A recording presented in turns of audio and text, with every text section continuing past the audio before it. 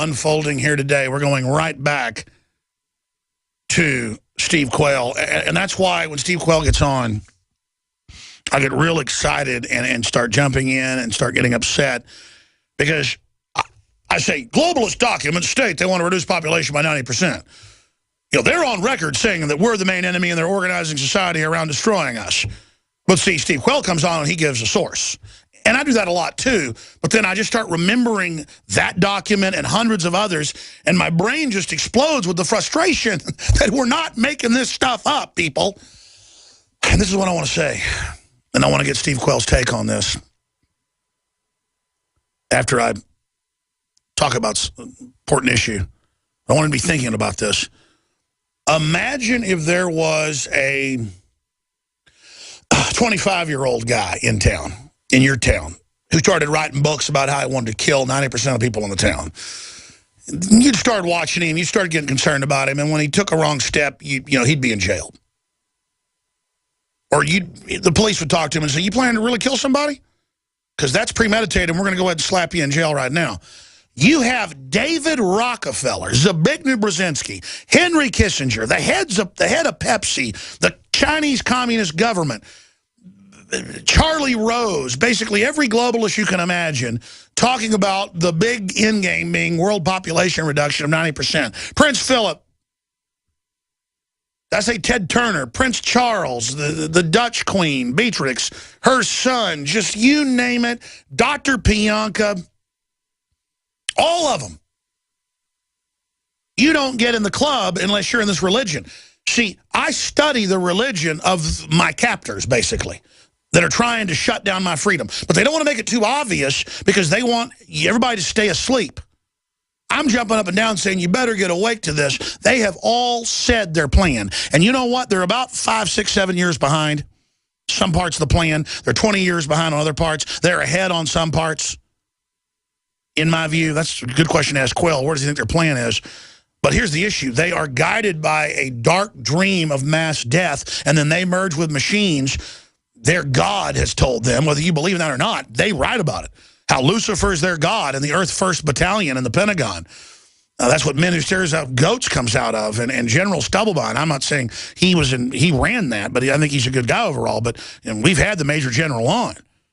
And in those battalions, they said, we are the horsemen death riding for Lucifer, one world government to carry out the plan of Club of Rome. I have that manual. Tex Mars got one of the only copies from the Department of Defense, listed classified. He was a captain in the Air Force, and he's a space and aeronautics professor. People just think he's a guy that writes, books about the New World Order. When you know all this information, you know this is the plan. And then I think about how long I've been on air, 20 years. And they'll play an intro that McBreen made with Charlton Heston in it. I knew Charlton Heston.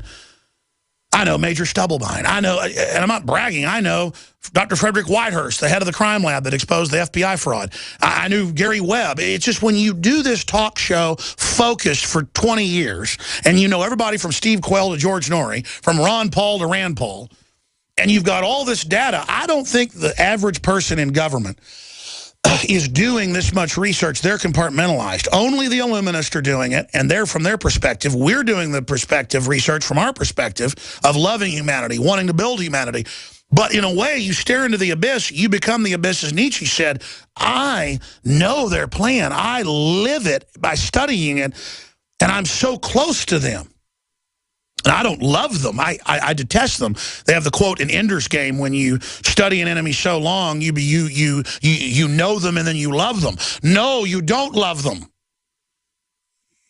You're seeing manifest pit of hell, eighth dimension, whatever you want to call it, demon forces. And that's what Steve Quayle gets into. When you finally get to the bottom of the rabbit hole, you realize that the only thing that makes sense is that it's like an extraterrestrial operation against us.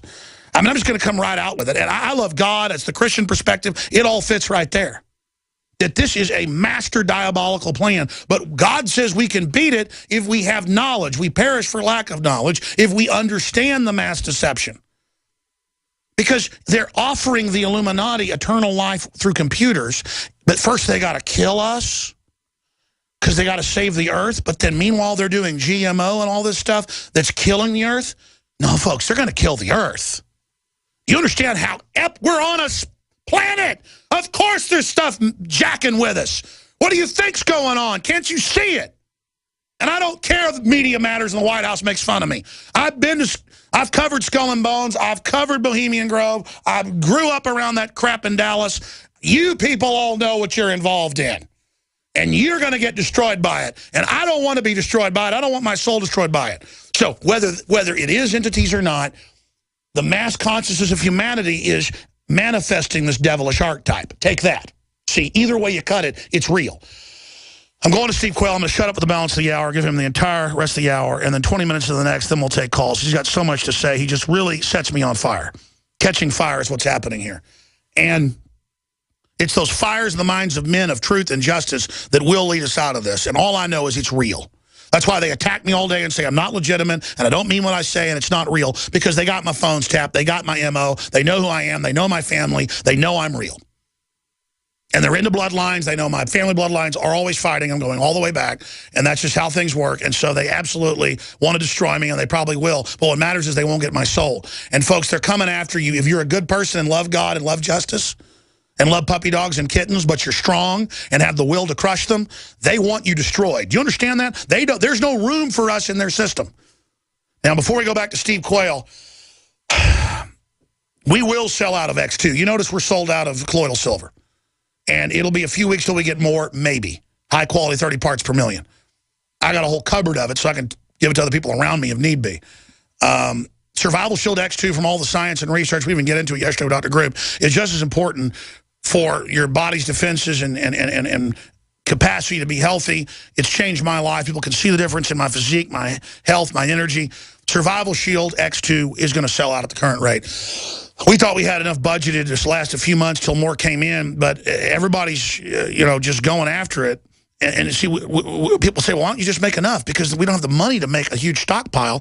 And then if we miscalculate, we run out. So if you want to get X2, you better get Survival Shield, Nascent Iodine X2, Lung Cleanse, Lung Shield, Fluoride Shield. It's also a chelator for a bunch of other stuff. And all the other products, Super Male Vitality, DNA Force is the #1 thing there for patented on the record to boost your immunity and the rest of it. InfoWarsLife.com or 888-253-3139, 888-253-3139. Going back to Steve Quayle of SteveQuayle.com. Steve, I'm going to shut up now. You've got the floor, and I'll just lead you in and out of breaks for 20 minutes to the next hour. Then we're going to phone calls. Steve Quayle, go ahead. Well, first of all, Alex, I love the name Prison Planet that you chose, because that is exactly what we're seeing. We're seeing the doors of freedom. Every door that we've known of liberty, of choice, we're being absolutely led like cattle to the slaughter chute. In order to understand and like you said, you understand the enemy, and I want to make this clear.